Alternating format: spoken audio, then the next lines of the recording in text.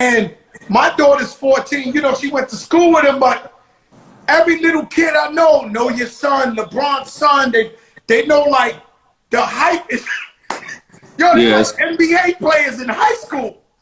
Yeah, it's crazy, man. They're following, man. You know, it's the social media era, bro. They followings is bananas. You know what I mean? When you got kids that's that young having over millions of followers, you know, it's next level. So yeah, my son played on one of the dopest high school teams ever, and unfortunately for him, he got hurt this year and he couldn't be a big part of it like he wanted to. But all that's done is motivate that kid, man, which I'm glad. But yeah, man, for Brian and I to be able to have our kids play together, you know what I'm saying? Hopefully that's just the first time. Hopefully they have many more opportunities in life. But that was dope, man. As black parents, as fathers, to be able to say, we want our kids to go here and they're gonna be one of the biggest, you know, teams ever in high school sports because of the name and the aura that comes with the James and the Wade family name. And then you add the killers that was on their team, the Brandon Bostons, the Zaire Williams, like these dudes gonna be in the NBA in no time. Amari Bailey, young kid, will be in the pros. So they got so many pros on that team, man. It was an honor for, you know, us to be associated with it. It felt like the big three all over again. Bro, it was crazy. I'm watching. Bro, they were selling out NBA arenas. Yo, you got Kim Kardashian in the sideline and shit crazy. Like, I'm looking at this, I say, yo, it's happening again. Yeah, and man. I'm gonna tell you something. I watched your son for many years while you played for the Heat, and he's always proud and happy of his father. But there was always a look in his eye of, I'm gonna do this one day in a major way. And I don't care if he was getting you the ball while you was shooting.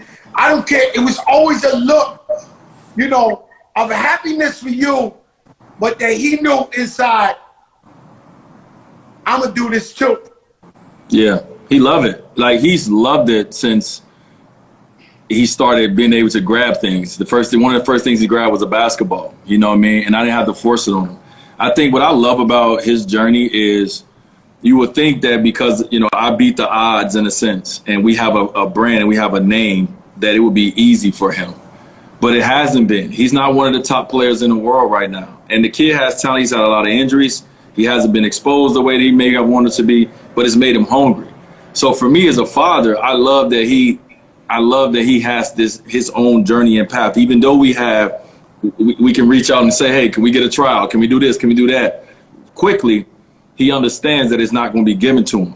And so now his work ethic this summer has went to a level that, man, as a father, I'm just proud, because whatever he does now, whatever he decides to do, I know he's going to have that work ethic when he want to be great at something. So, man, I'm so proud of that kid. And he don't even know it. You know what I mean? I'm so proud of him. He don't have to play basketball another day in his life, but man, he's a great kid. He has his own business at the age of 18. I mean, he's a great, to be able to say one day the legacy is going to be passed down to him. He's going to take care of this family, man. I'm lucky. It. Now, we grew up, like you said, Southside Chicago. I grew up the Bronx.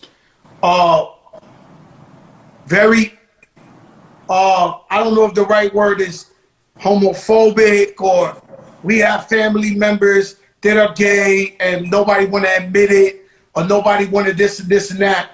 To touch just the lightest, because this is Jopra, right? You my brother, you stop me right now, but, you know, Zaya, you know, what was that like for you to embrace it and support your daughter like that? You know what I mean? Because what was that for you? Because, you know, you D Wade, you know? Yeah, for sure, man. You know what? Like, I go back to being a father and having kids, right? So being a young father, when I had Zaire, he was a boy. Of course, I want him to play basketball. That's what we do. Put that ball in his hand. Let's go, right? And once he loved it, it was easy.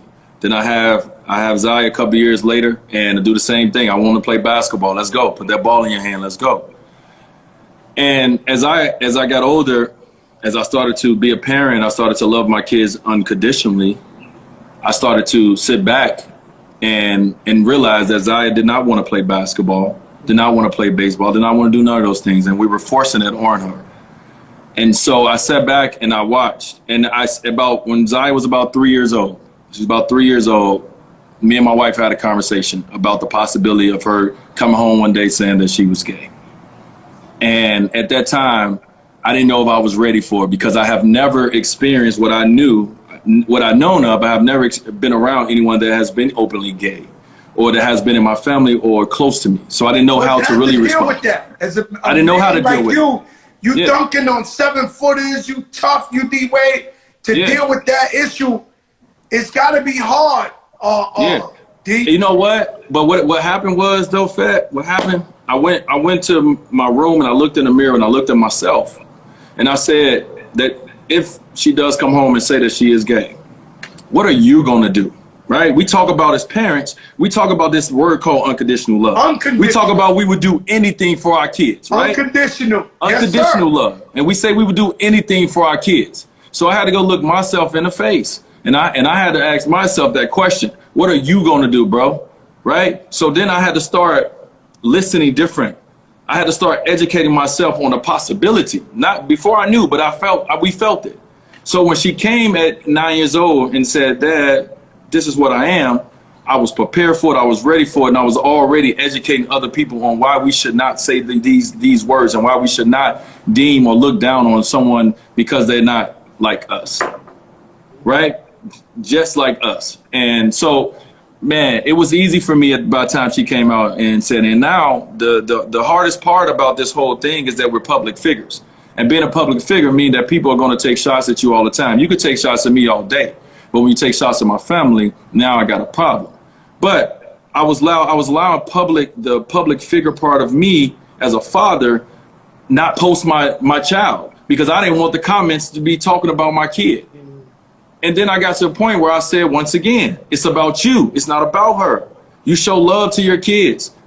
Don't X her out because of some comments of what people are going to say, right? Because a lot of people out here in the comments, they're uneducated on life. They're in this bubble of life of this is what you've been taught. My oldest son is autistic, nonverbal, can't walk. And for a long time, I've always been proud of my kid. We raised him. He's happiest in the world, Joey. Yeah. But I was scared to throw Joey up on social media because I know there's cruel and there's bad people out there that would take shots at Joey. And so, you know, when I finally did it one day, it was like, oh my God, we all got autistic kids. We all got autistic kids in our family. Thank you, Joe, for embracing this. I know how tough it is. So, you know, when you started it, I believe the word was unconditional love. And what everyone needs to ask themselves is, do you truly have unconditional love for your kids no matter what? Yeah.